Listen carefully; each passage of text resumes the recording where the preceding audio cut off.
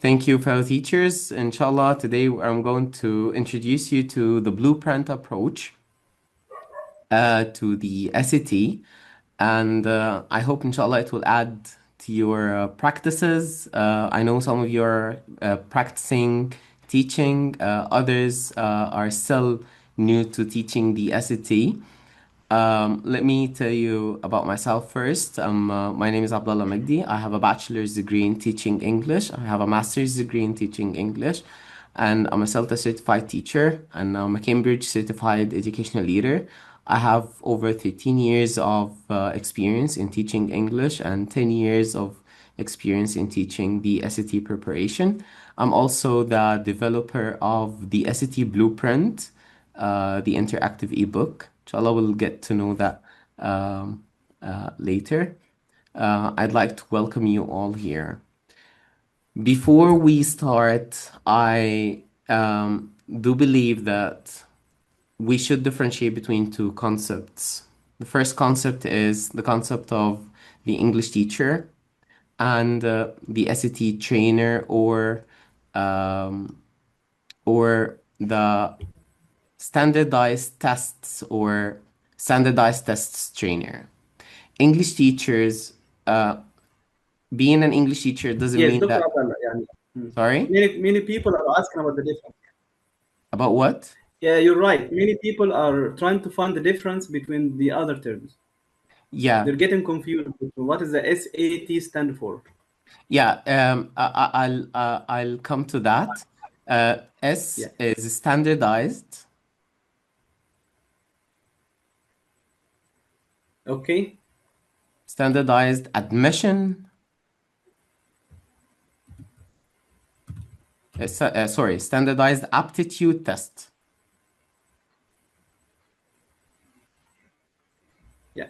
Okay, the SAT is used as an admission test. It's used as an admission test for universities across the globe in America, and we have a lot of universities here in Saudi, for example, are now accepting the SAT, and in Egypt, Egypt has the SAT and EST. This is the Egyptian Scholastic Test. Okay. Um, my point, getting back to my point, which is the difference between the English teacher and the SAT teacher or the standardized test teacher. This Yeah. has to do with two things.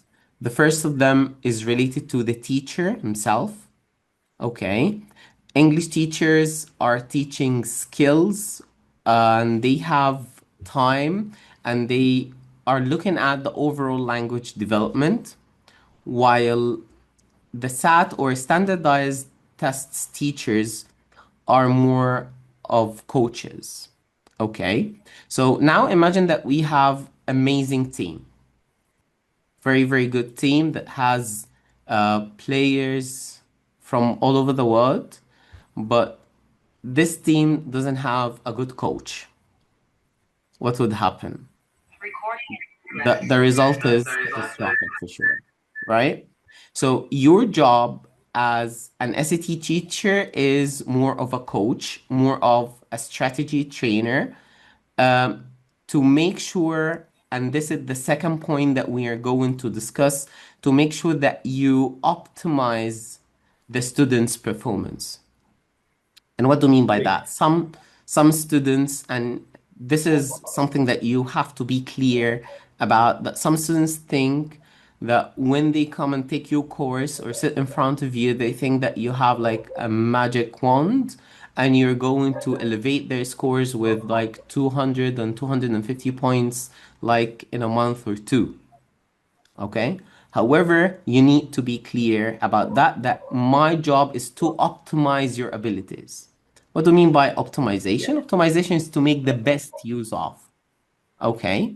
So, number one, you don't have time, unlike English teachers. So, English teachers should learn how to be SAT teachers and should learn how to be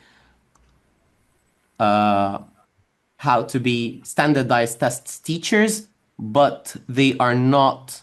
They don't have time when you're an SAT teacher. You don't have time, and you're more of a performance coach and strategy trainer.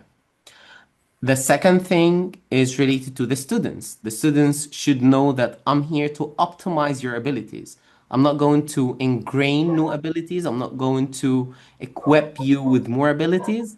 But if you don't have the proper and the adequate language abilities, unfortunately, I'm not going to do anything with that. Even if from the college board itself, or even if the SET designer. Okay. Just a second, I have like guests coming. Okay. So this is something that should be clear from scratch, that we are coaches. Okay. Yeah. Why? Because I've seen like many trends, like now in Egypt, for example, and I've seen that on social media, and a lot of students who are coming and talking to me about that, and a lot of teachers, that many students with non-English backgrounds, many students with non-English backgrounds, like from Arabic schools, or students who had never, or their English is not that up to standards, are trying to take the SAT. This Yeah. means that they are messing up with their future. And you have to be clear about that, that if your English is not up to the level, you're messing up with your future, because my job is to optimize, not to ingrain, not to equip you with more abilities. Okay. Yeah.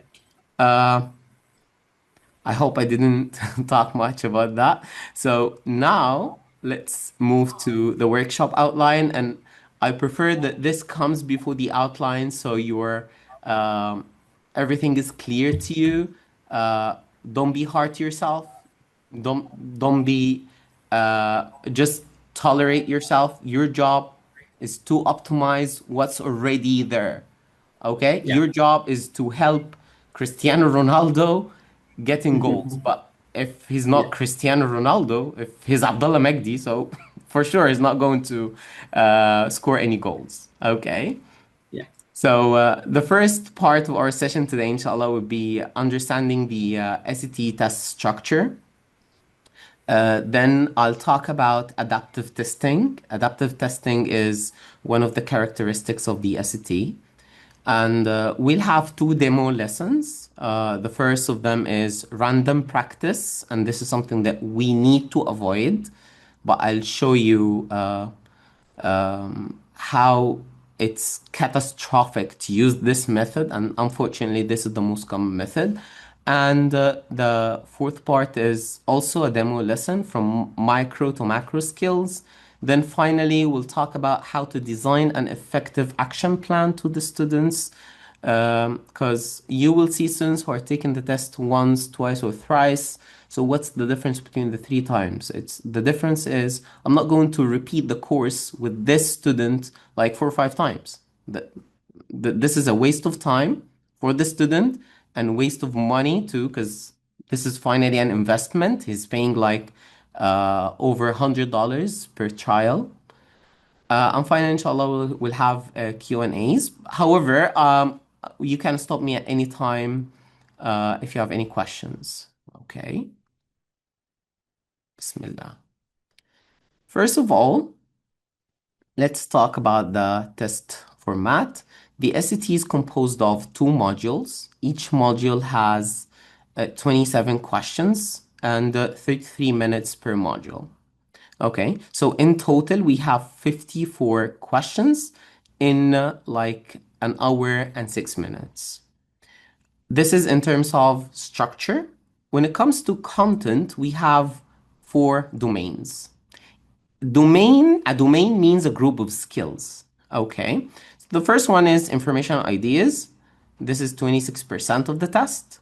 Craft and structure, 28% of the test.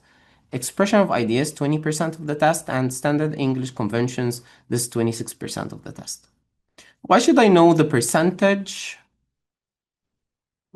Thought I met somebody here. Why should I know the percentage of each domain? Because this tells me about the weight of each group of skills in the test. Understanding that weight will tell you what to focus on, what to prioritize, what to keep at the beginning, what to keep at last. Okay, you have questions here? Okay, I'll go slower. I'm sorry. Okay, again, so we have those four domains, and the four domains with that percentage is telling us about what to prioritize, what to start with, what to end with, and so on. Okay, the first domain is information ideas, and we have here from 12 to 14 questions out of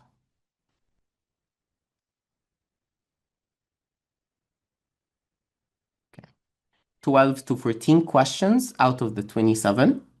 We have text main idea, comprehension questions, command of evidence questions, and command of evidence. We have two types of command of evidence, textual and quantitative. And here I want to say that those question types, those two question types, we'll come to that later, are of a low band score. Low band means they have little weight. They have little marks.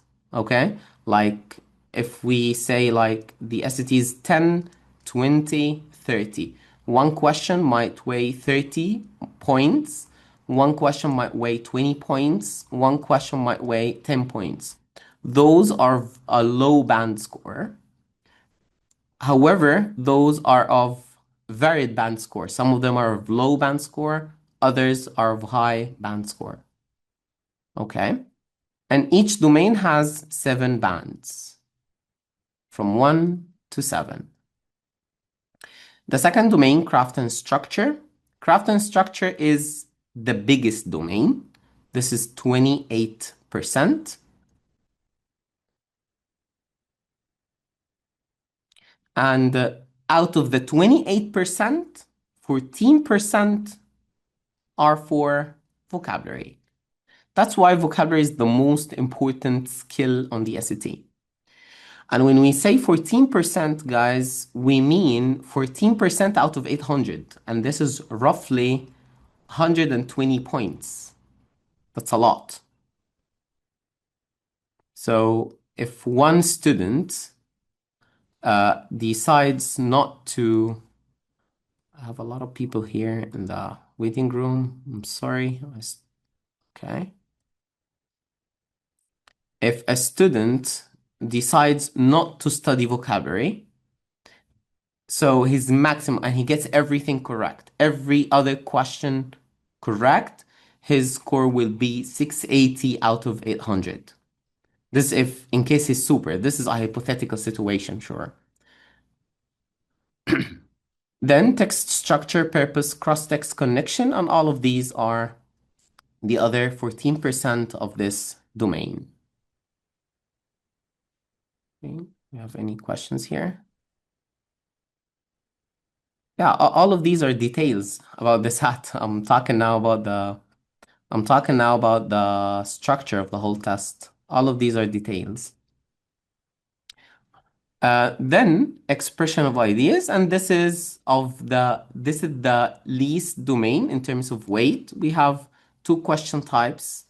The first is rhetorical synthesis and transitions. Even when it comes to transitions, we have specific transitions type, but this is, as I said before, this has to do with the with we have to go with that in detail. In standard English conventions, this is the fourth domain. This has two parts. The first part is boundaries. Boundaries means punctuation mechanics. And the second part is form, structure, and sense. And this domain and that part should be, and for sure, text main idea and comprehension questions should be mastered by the students before they enter any course. So your job is not to teach from scratch. However, sometimes we teach from scratch because you know the students are not always well prepared for from previous years, or they have like some conceptual gaps. or they have like some skills that need to be bridged. Okay. So, do you have any questions here so far concerning the four domains and their weight? So, please, if you have any questions, I'm happy to answer. Yeah, Dr. Abdullah, I have a question. Yes. Yeah, you said we don't need to start from scratch. So when do we need to teach our students? In primary or in lower secondary? Which age Um, is suitable to prepare them before that? Theoretically speaking, the SAT is aligned with the Common Core State Standards, CCSS. Okay. So, uh, every skill here is if we're teaching right from the beginning, we don't need more than like 40 hours to teach the students on how to apply the strategies. But since you have students from different backgrounds and your class might be like a diverse class, you can start from grade 10. That's very good timing. Okay, with the basics and skill building, because inshallah we'll know later that we have two phases or two stages. The first of them is skill building. The second is the independent practice or the free practice. You can start with the skill building from grade 10. That's very good because after grade 10, if we look at 11 and 12, the Common Core State standards in 11 and 12 are the same. They are not different. And in 9 and 10, they are the same. So once your student is at grade 10, this means that he mastered like 90% of what he needs to enter the SAT. That's why PSAT 10 is very, very close to SAT that they take at 11 and sometimes at the beginning of 12. Okay. Any other questions? In our school, we start pre is from grade 7. Yeah, that's okay. I said it's okay. And as long as your teaching as long as your teaching is based on the Common Core State standards, so you're teaching the SAT from grade 1. Okay? Because sometimes you might find questions assessing the difference between I and me. And this is a very primitive skill that's from like grade 7 and grade 6, right? Very, very basic grammar. Another question?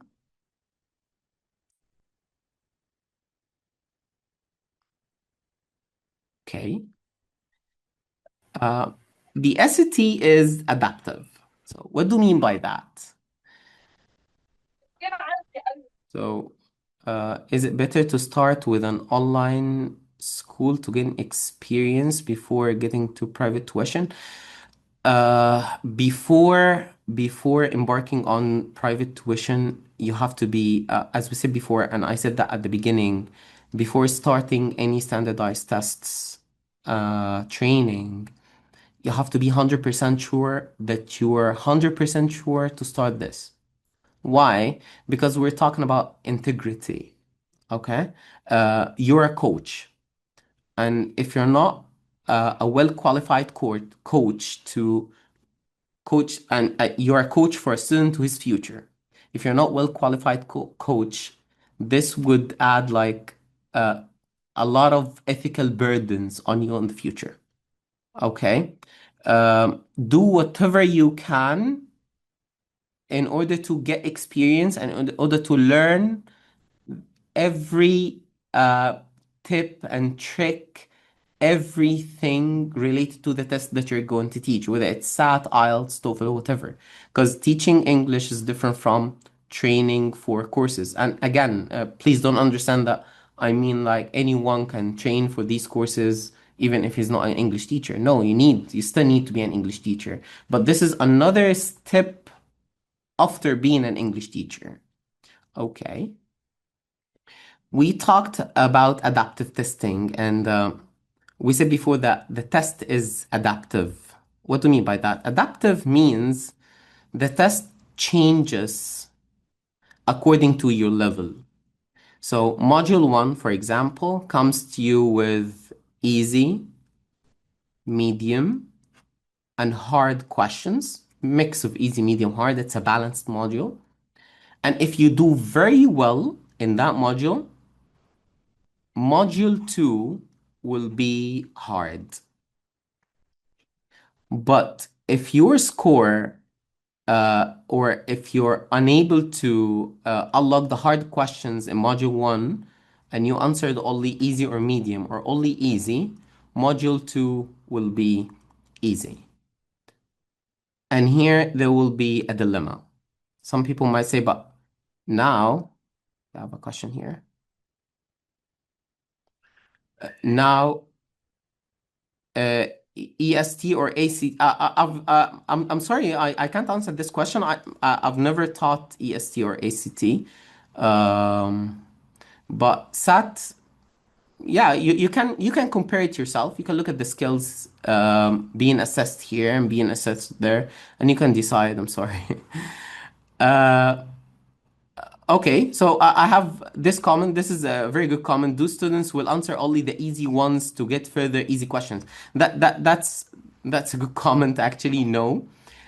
Some people might say that if that this is not fair. So if I answer only easy questions, I'm going to get easy questions in module two. If I answer hard, then module two will be hard. This is not the case.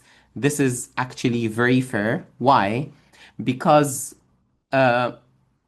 we said before that every question has a weight, right? So easy questions are 10, medium questions are 20, hard questions are 30. If you're unable to answer hard questions, this in module one, this means that you won't be able to unlock hard questions on module two. And this means that your score will stuck at 500 out of 800.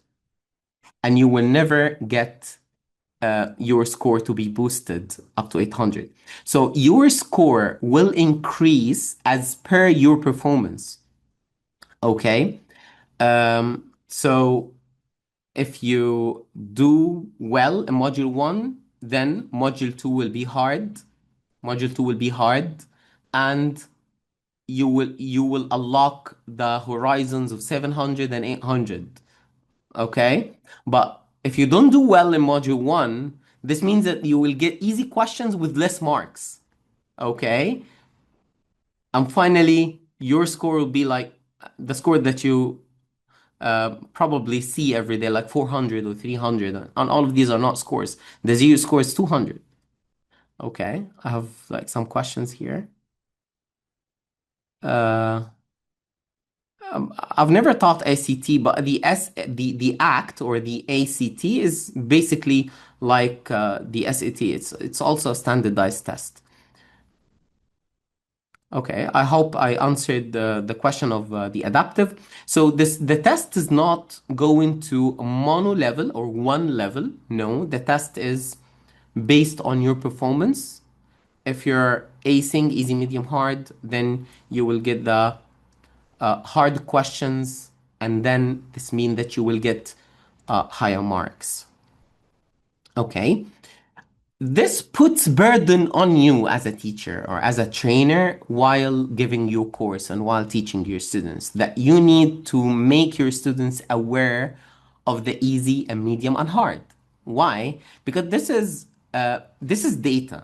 And while taking the test, I said before that we're coaching the students and we're also equipping them with some data to take like data-driven decisions. Why? I told you before here, I hope you remember and link that. I told you before that text main idea and comprehension questions are both easy questions. Both are at band 3 and 4. Now, I told my student that those questions are band 3 and 4. This means that you, as a student, have all the right to skip them because they are easy. They are not going to add much to your score. To skip them in favor of command of evidence quantitative or command of evidence textual? Then get back to them later. In that case, you're investing time in questions with more points, okay, to enhance your score. So now my students should be aware of what's easy and what's medium and what's hard. And this will take us later, inshallah, to the score bands and so on. So if your student is aware of this, now he has a data-driven set to to prioritize what to answer and what to skip. Okay, two questions here. The SATs for whom? The SATs for anybody applying for universities, whether in Egypt, Saudi. In Saudi, for example, we have like the KFUPM, King Abdulaziz University, KAUST, or for the American universities. All the Egyptian universities are asking for the SAT. I don't know about Nigeria. So if there's a Nigerian brother can help us with that, I'm not sure. But it's basically for the American universities, and more recently it became popular in the Middle East. By the way, in Lebanon, for example, and a lot of universities in Lebanon are asking for the SAT. In Jordan too, yeah. So Turkey is using the SAT very widely.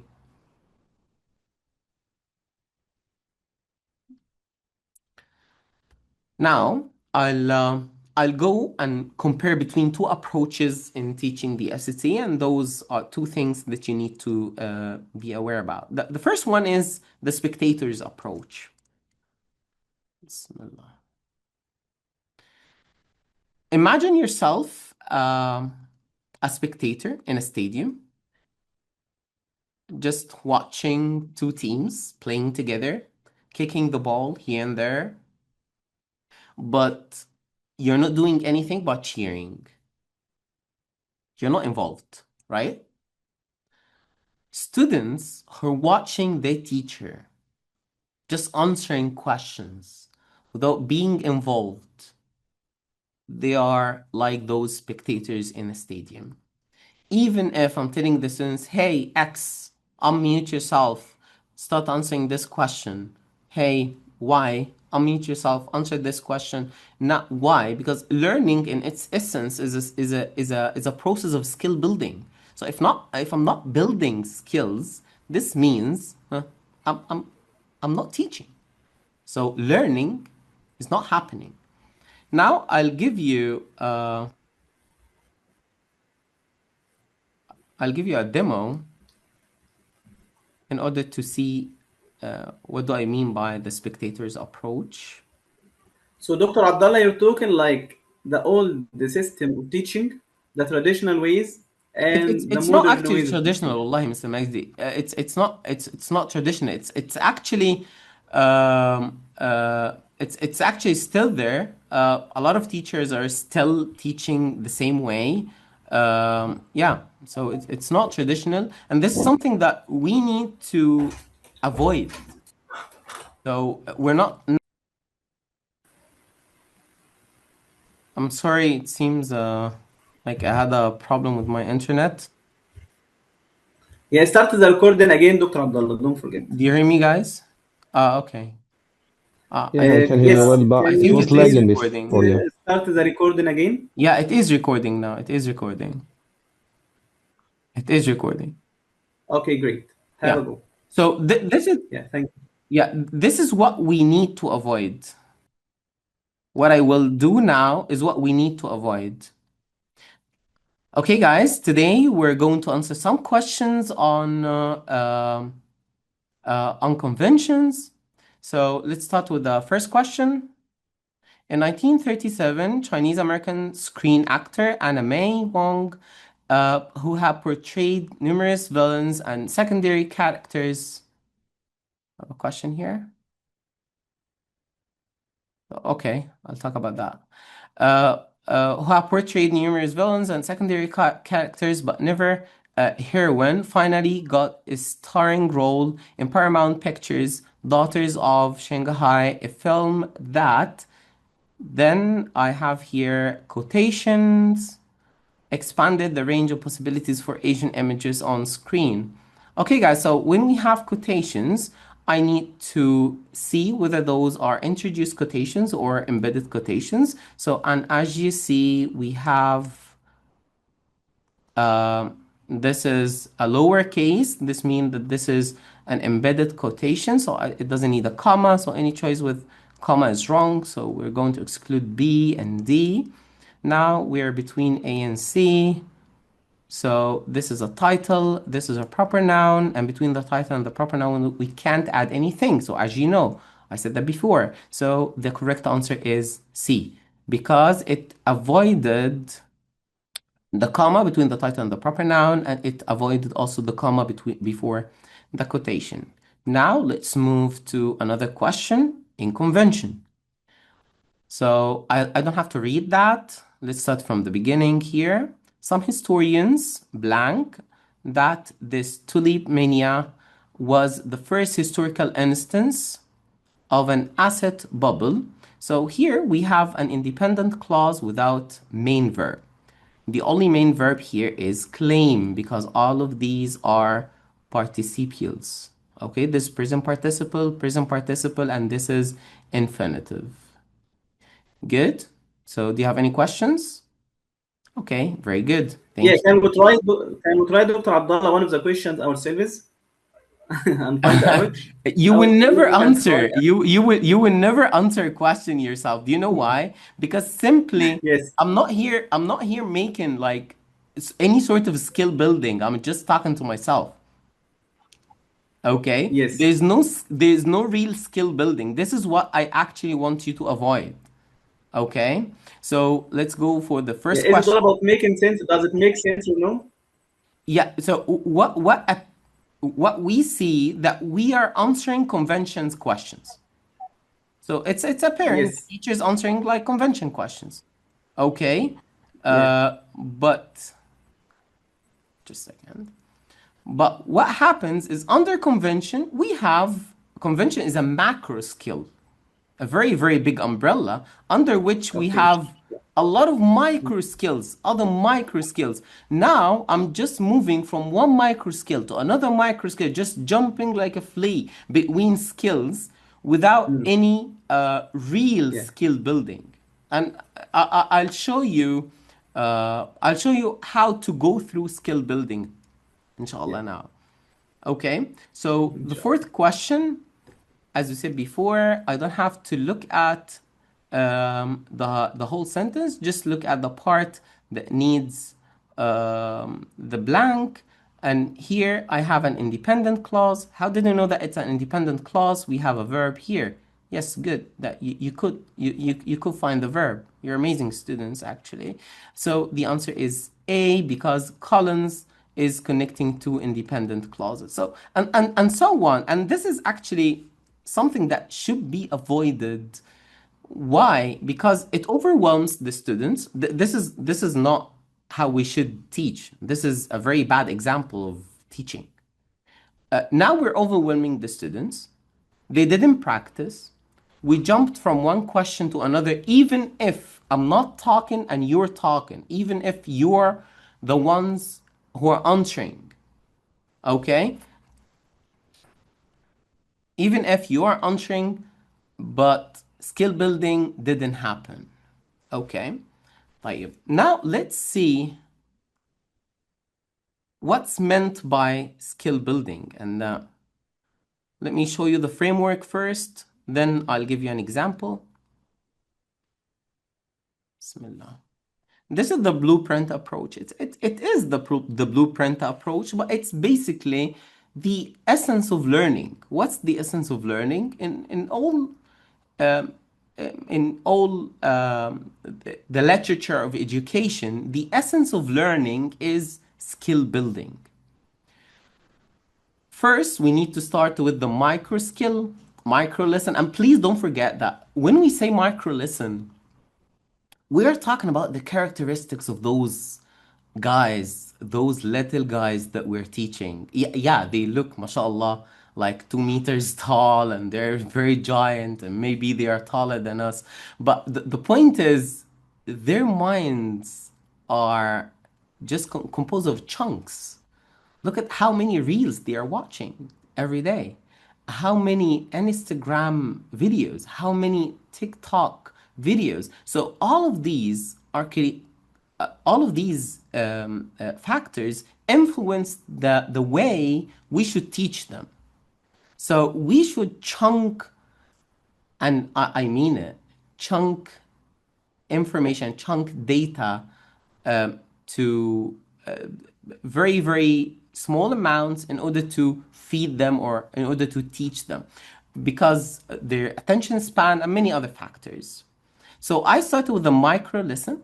We need to start with the micro lesson, then homogeneous practice. Homogeneous practice means like 5 or 6 questions related to the micro lesson. They need to apply in this micro lesson.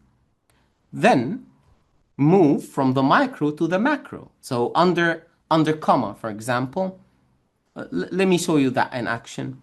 Then after the macro, go to the full domain practice. So micro homogeneous, micro homogeneous, micro homogeneous. And this is a very, very repetitive, it looks dull, but for them, it's really interesting. It's really interesting. Why? They have a system and they know that they have a starting point and ending point. Let me show you that in action.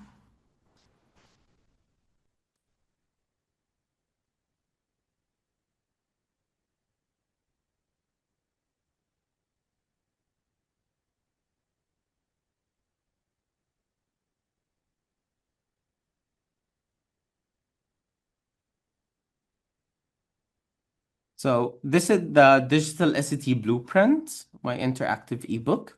So if we're talking about this, this is the first domain.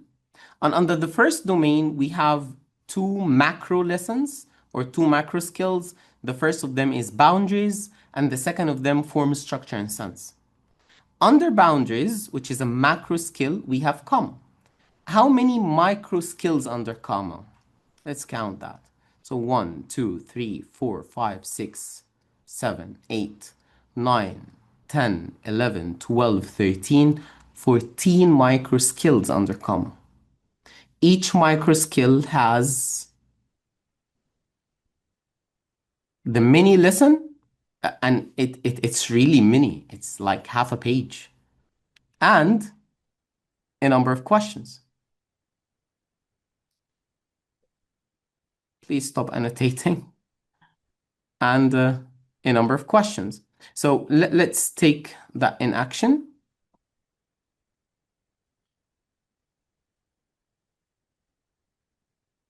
So now I'm going to teach how to use a comma after an introductory element. I have a question before I proceed.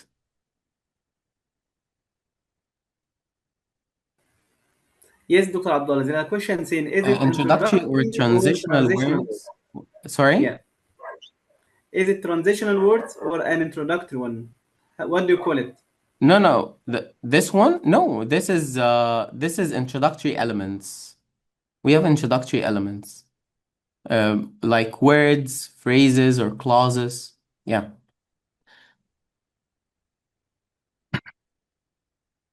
So this is how we teach this micro skill.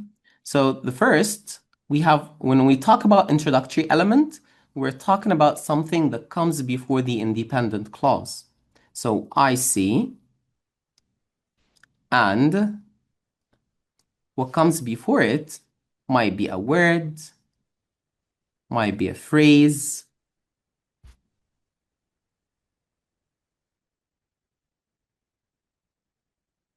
or might be even a clause. Let's take examples. So, however, this is not the best approach to the problem at hand. As you see here, however is an introductory word that comes at the beginning of the sentence, and it should be followed by a comma.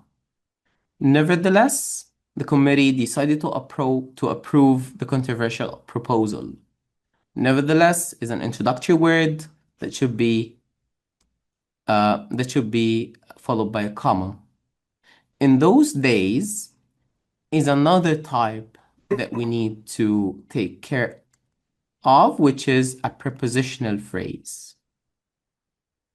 And it should be also followed by a comma. So we have here word, comma, prepositional phrase, comma. Prepositional phrase can be a bit longer, like this one, during the height of the Industrial Revolution, comma, labor reform began. Or it can be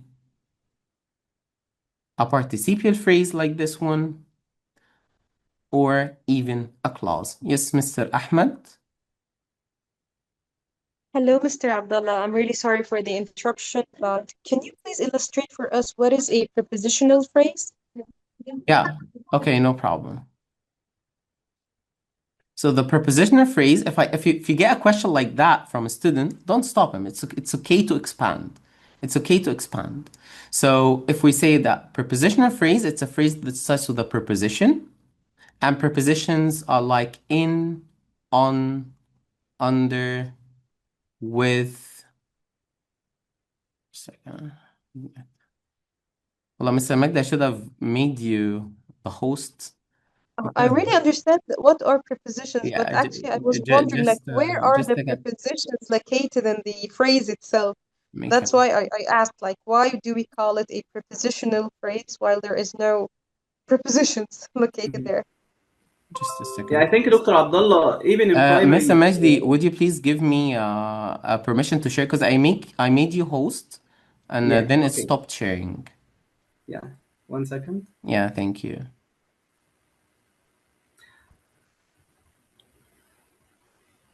Prepositional phrase is clear that the preposition comes at the beginning of the phrase itself, and the coming that comes after it is an object of the preposition. It is known to everyone. What's the difference? What's the matter? Everything is easy.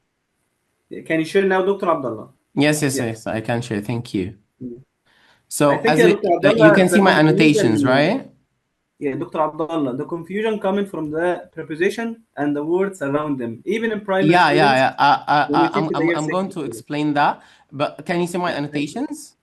Yes, we can Yeah. see it. So Yes. in, on, under, all of these are prepositions. What comes after the preposition is called an object of preposition. Both of them together are called prepositional phrase. Did I answer your question? Hello? Did I answer your Yeah, it is question? easy. Okay, it doesn't have a subject. It doesn't have a verb. There is no Yes, even a structure like it's a the close preposition of a plus an sentence. object of the preposition. Both of them are called the prepositional phrase. Okay?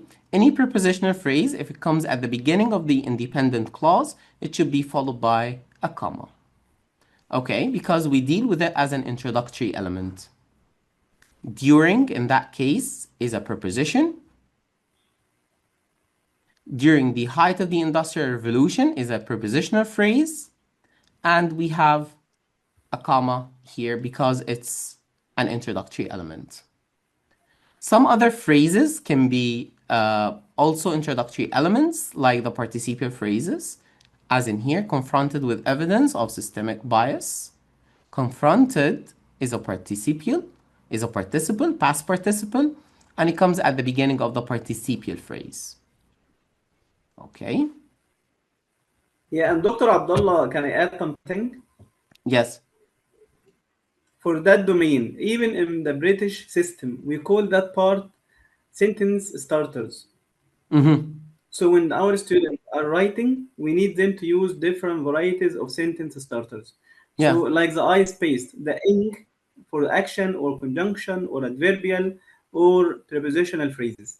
Yeah, you can see that in all systems, but the point here, my point here is look at the amount of or how much Sentence the starter. lesson is condensed. The lesson now is Yeah. dealing with how many skills? It's only one skill, introductory elements before the independent Yeah. clause. So the lesson is dedicated to one skill. I'm not going to move any other skill unless I make sure that my students are excellent in that skill. And we're scaffolding from word to phrase, from phrase to clause, okay? as in here, when the data were reanalyzed using a different model. So we have also a comma here because this is a dependent clause. Starts with when, which is a subordinating conjunction.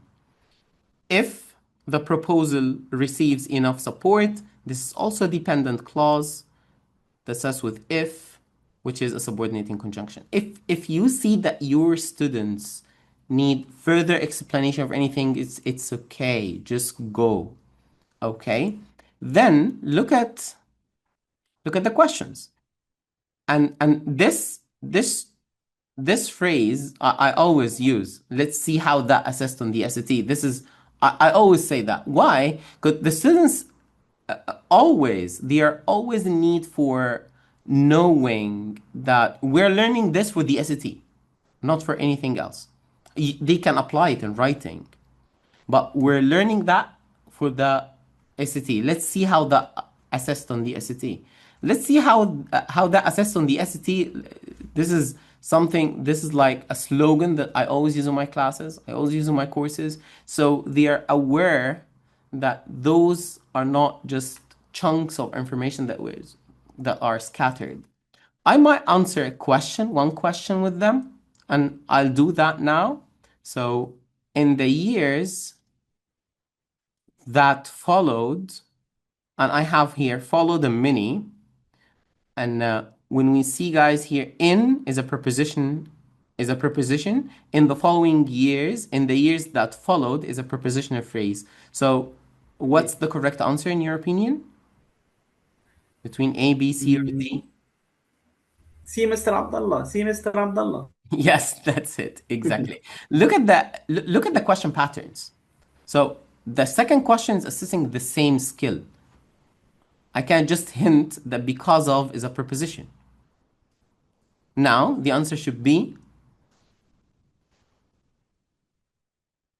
yes, guys. I guess. Yes, A it's okay. semicolon because we're explaining, like because of the hurricane, the mayor stopped schools. Okay, why semicolon?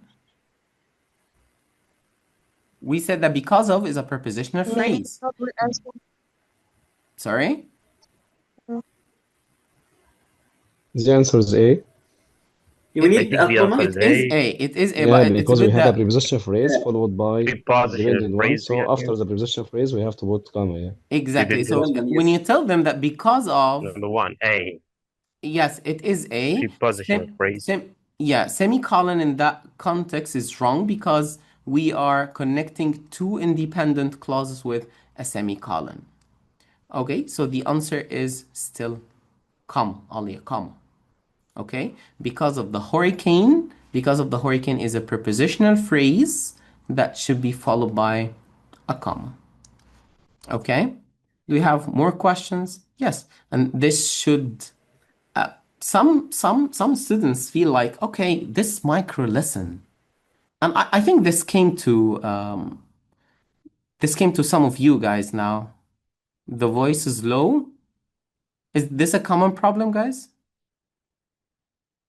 Is this a common problem? I can hear No, it it's clearly here, perfect. Dr. Abdullah. طيب, Clear الحمد It is for لله. clear. It is clear. Yeah, alhamdulillah. No problem. It is clear. Okay, so some students might say, okay, the micro lesson, and I've seen that. The micro lesson is about comma.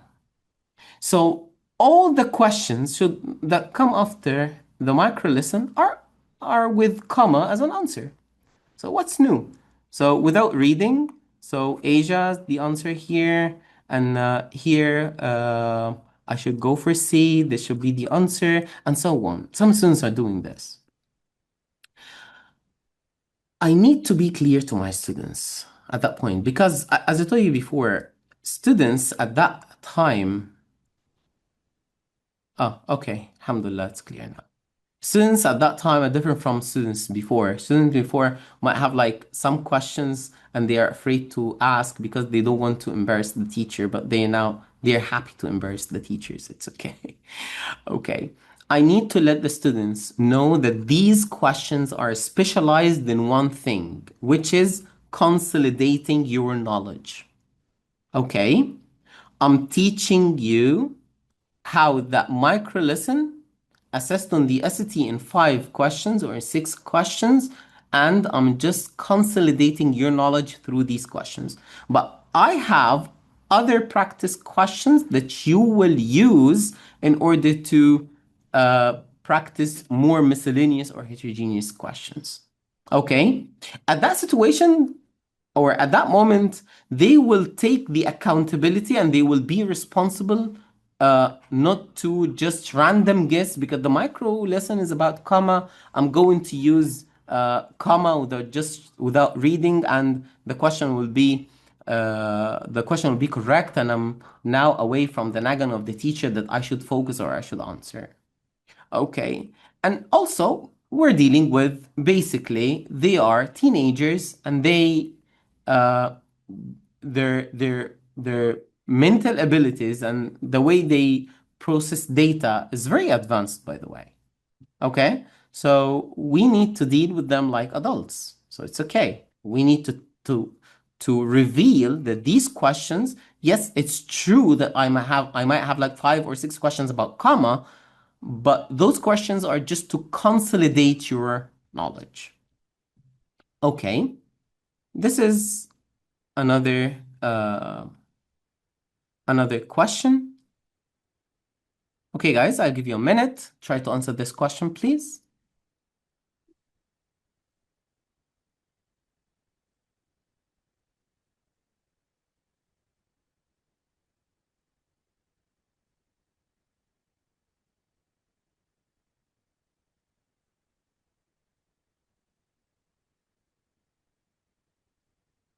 Yes, answers, please.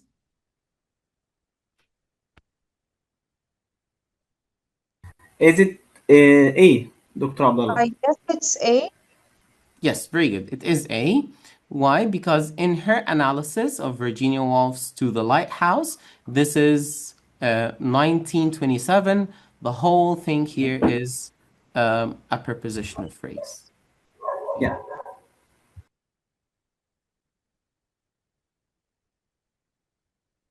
Thank you. Now I'll move to... Dr. Abdullah, can I ask you a quick question? Yes. For those who speak English very well, when it comes to the reading test, they find it hard. Is it because they don't read or they are not trained for it? It's all about And do you think training. reading will help them advance? Yeah, they can read, but when it comes to the SAT, we have a strategy for each question. Okay. If their English is good and they can understand normal English, then they need to apply the strategy. That's it. Okay. Now, this is the final part, which is building an action plan for the students. Let me ask you, can you see my blackboard? Can you see my blackboard? Is it clear?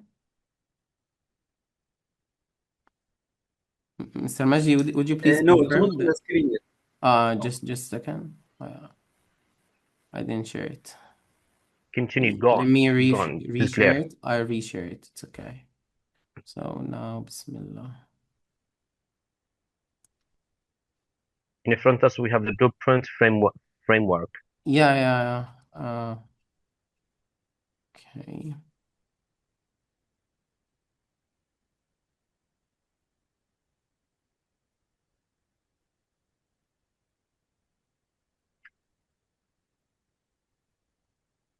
Yeah, that's good. Yes, Now I building think the you can see students' my action blackboard plan. now. Yeah, we see it now. Yes, we see it. The black. Yeah, Yes. good. Yeah, it's clear. Yeah. When you start Yeah. training, you will have 2 types of students. The first of them is a freshman, fresh SAT taker. And the second is somebody who has trials already. Okay.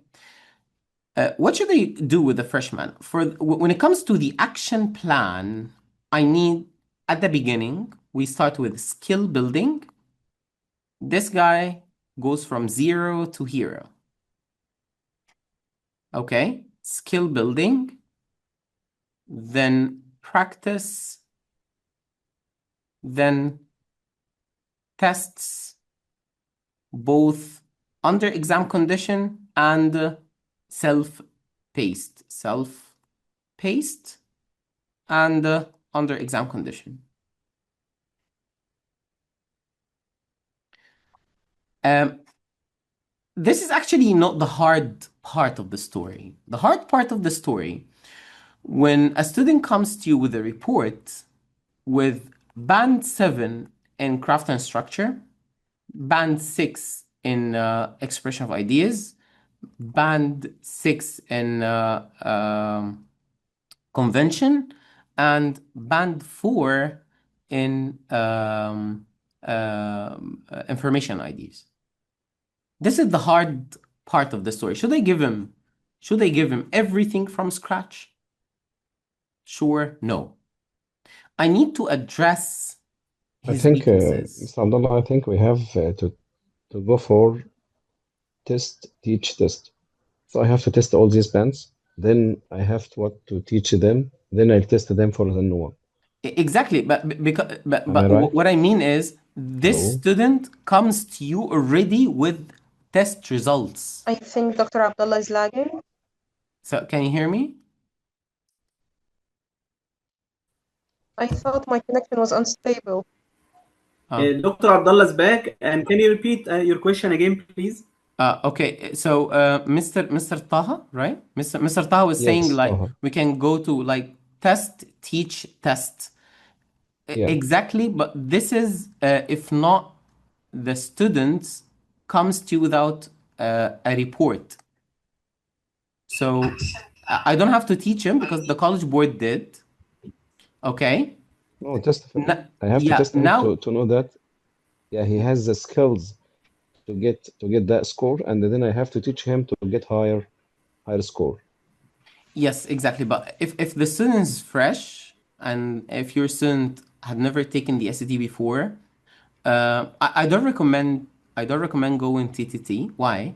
Because let's not forget, guys, that the SAT is an MCQ test, which means with every question that you give to your student, if the student is guessing, if the student is guessing, uh, this means that like he has the possibility to answer 25% correct. And this is catastrophic. This will give you like false data. Okay? But when it comes to a student with like two trials, I have a student now who comes to me with two reports from the college board. I can do two things. The first one is to make like statistical correlation between the two trials, get the two trials, compare them to each other's, okay? To get a credible image about his real weakness. And by the way, the college board reports are very, very detailed. Okay. Then I start building on his problems. Okay. Because he comes to you already tested. My job is to teach and test after that. Sure, you will test after that. But my job is now, my teaching will be driven by the data comes to you from the trials.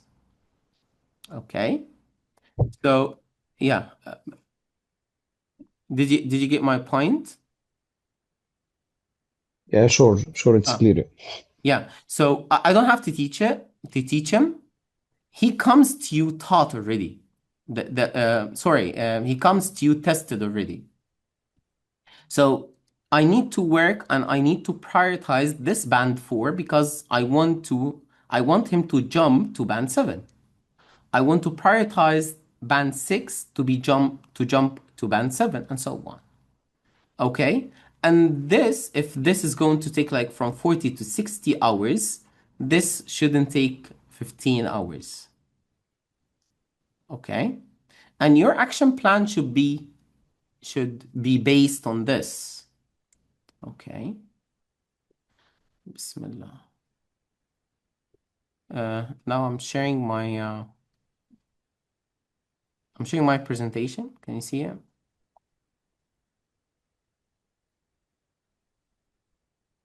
Okay, guys. Yes, we I'd can. like to thank you. And if you have any questions, I'm here to answer. Yes.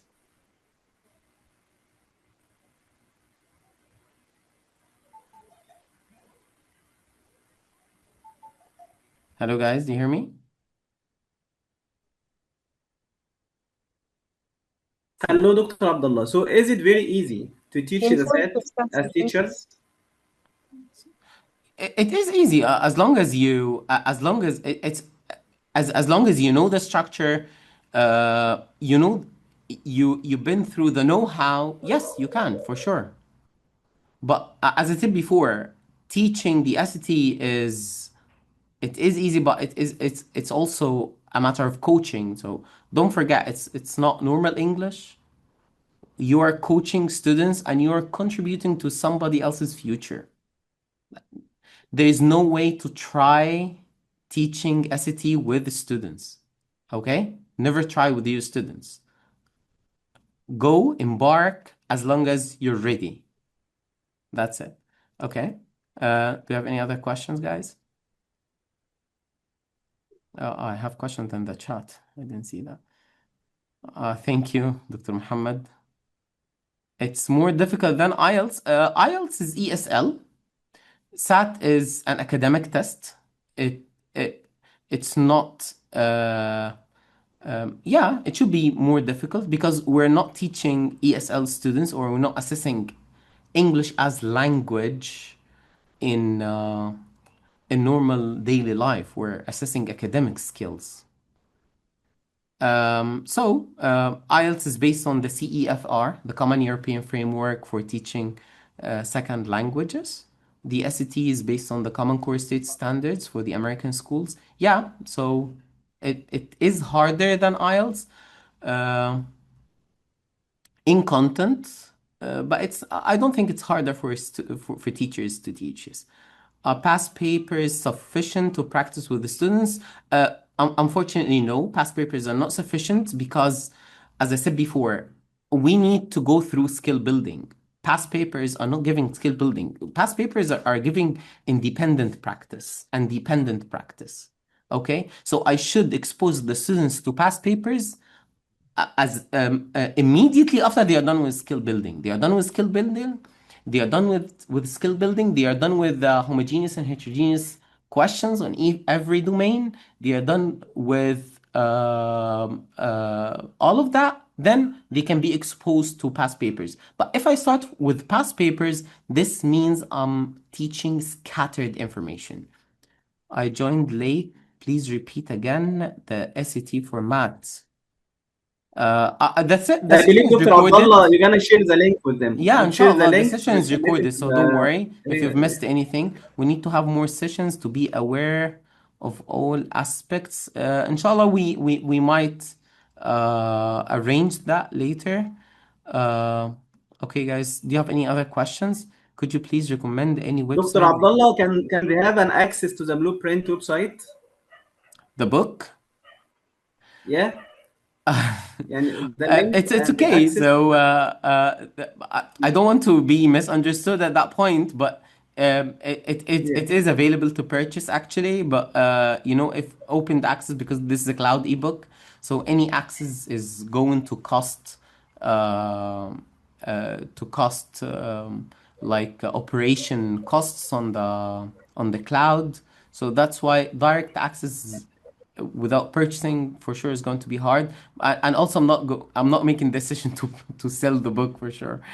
Are there any material to build skills? Um, I designed the digital SAT blueprint. The digital SAT blueprint is basically based on skill building. This is the one that I gave you.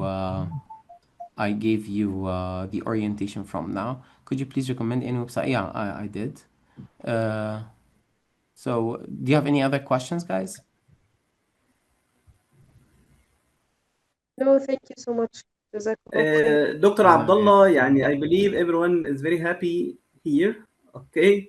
And as someone of the clique said, we need to have another session.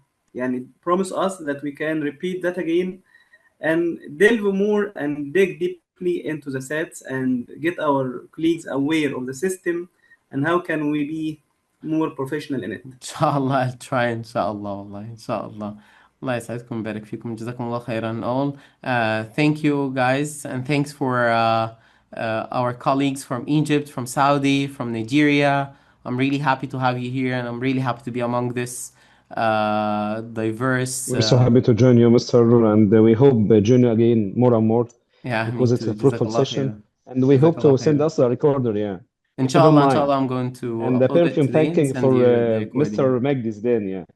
Inshallah, inshallah, I'm inshallah. very happy to have you, Mr. Taha. يعني it was my pleasure to see your face on the screen, joining us with Dr. Abdullah. With Thank you, Mr. Thank such you. an pleasure. Yeah. Jazakumullah Thank khairan you. all. Thank you. And I hope that you had the best of this session today. Jazakumullah khairan. Thank you. Thank you, Mr. Majdi. I think Thank you, you, Dr. Abdullah. يعني I truly, really, I don't know what to say. Thank you so much for giving us your time and your effort and your knowledge about educating ourselves, educating our community, educating and share knowledge. Caring, they say care is share. thank you. Thank you. And you've Jazakallah been very khairan. generous sharing with us your book, and we would like to know more about it. And your book is a treasure. Jazakumullah And khairan. inshallah, I believe everyone will find more about it. Inshallah, Jazakallah khairan. Thank you. I'd like to tell you something, but please make me the host now, so I get the recording on my computer without any distracts. Thank you.